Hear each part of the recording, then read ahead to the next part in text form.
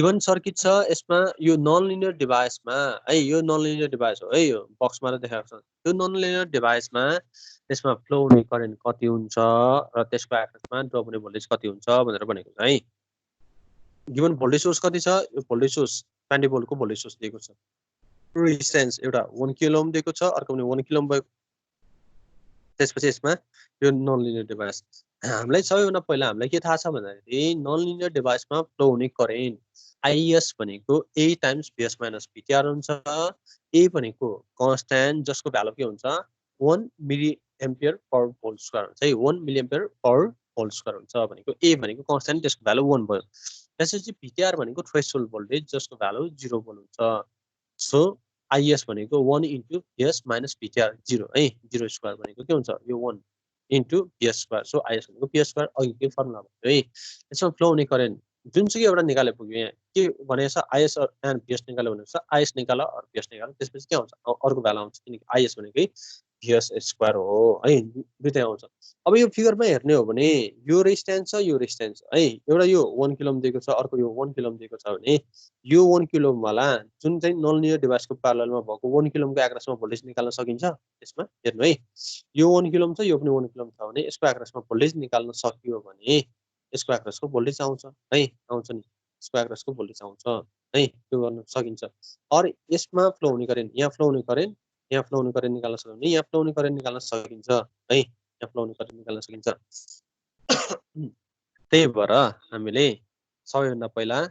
यसमा यो VS को भ्यालु यसको एक्रोसको भोल्टेज कति हुन्छ भनेर निकाल्नु है यसको एक्रोसको भोल्टेज यहाँ भने नि के चाहिँ यो भोल्टेज निकाल्न सकिन्छ यसको यसमा ड्रप हुने भोल्टेज र यसमा ड्रप हुने भोल्टेज चाहिँ के हुन्छ रेजिस्टेन्स भने सेम नै हुन्छ भनेको यो 1 किलो ओमको एक्रोसमा ड्रप हुने भोल्टेज र यो नन लिनियर डिभाइसमा ड्रप हुने भोल्टेज नन लिनियरमा के छ यो VS भनेपछि यसमा नि फ्लो हुने यसमा नि ड्रप हुने भोल्टेज भनेको यो VS नै भयो है VS यसलाई VS मान्छौं यो कति छ यो 20 भोल्ट छ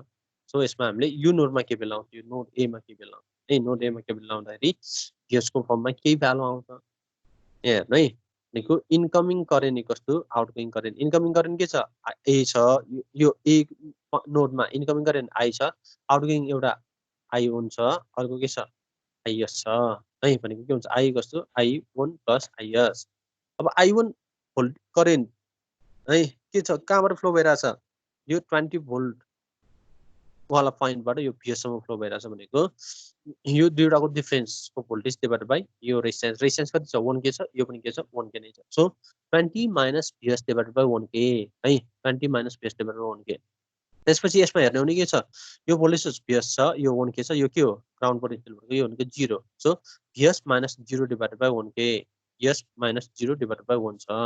त्यसपछि यसमा भनेको फ्लो हुने करेन्ट के छ यसमा IS को त हामी अहिलेलाई IS नै राख्छौं किनकि हामीसँग के छ IS भनेको VS स्क्वायर छ यो सबै टर्म केमा छ यो पनि IS मै छ यसमा पनि हैन VS मै छ यसमा पनि VS मै छ IS भनेको के छ VS स्क्वायर सो यसलाई हामीले पछि VS स्क्वायर मा लान्छौं so 20 minus VS equals to VS plus IS IS भनेको VS स्क्वायर अब यहाँबाट हेर्ने हो भने यो के छ एउटै इक्वेसनको रूपमा रहन्छ दैट इज यो IS लाई VS स्क्वायर को हामीले रिप्लेस गरेको है so VS square plus 2VS minus 20 भनेको 0 भनेको एउटा क्वाड्रेटिक इक्वेसन आयो क्वाड्रेटिक इक्वेसन हामीले सल्भ गर्दाखेरि क्याल्कुलेटरबाट डाइरेक्ट गरेर पनि हुन्छ सल्भ गर्दाखेरि त्यो सल्भ गर्दाखेरि VS को दुईटा भ्यालु है A square minus 2AB plus B square छ भने के हुन्छ दुईटा भ्यालु आउँछ एउटा भ्यालु VS भनेको 3.58 पोजिटिभ भ्यालु देखियो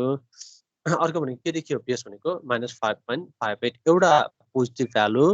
अर्को नेगेटिभ भ्यालु र त्यही फिगरमा हेरेर के हुन्छ VS के हुनुपर्छ यसमा VS भनेको यो प्लस यो माइनस यहाँ पोजिटिभ सोर्सबाट दिएको छ भनेको यसको एक्रोसमा ड्रप हुने भोल्टेज के हुनुपर्छ पोजिटिभ नै हुनुपर्छ नेगेटिभ भ्यालु हुँदैन है सो यो नेगेटिभ भ्यालुलाई हामीले नेग्लेक्ट गर्छौं जुन VS को नेगेटिभ भ्यालु आएको छ नि यो नेगेटिभ भ्यालु है नेगेटिभ भ्यालु नेग्लेक्ट गर्यो भने VS को एक्रोसमा भोल्टेज कति हुन्छ 3.58 भोल्टेज भयो यसमा निकाल्नु पर्ने के छ रे एउटा VS निकाल्नु पर्छ अर्को के IS निकाल्नु पर्छ हामीलाई के थाहा छ IS को VS को भ्यालु कति आइसकेको छ 3.58 आइसकेको छ है VS को भ्यालु 3.58 आइसकेको छ भने अब IS भनेको त्यसमा फ्लो हुने करेन्ट भनेको के हुन्छ VS square so IS equals to VS square that is 3.58 square that is 12.82 यसरी हामीले त्यो नन लिनियर डिभाइसमा फ्लो हुने करेन्ट र त्यसको एक्रोसमा ड्रप हुने पोटेन्सियल है यो चाहिँ निकाल्न सक्छौँ। एउटा चाहिँ भिएसको भ्यालु आयो, भिएसको भ्यालु आइसकेपछि त्यसमा फ्लो हुने करेन्ट आइएस भनेको के हो, आइएस है त्यसमा फ्लो हुने करेन्ट आइएस भनेको भिएस स्क्वायर। त्यसरी हामीले भिएस र आइएस दुवै निकाल्न सक्छौँ है, दुवै निकाल्न सक्छौँ।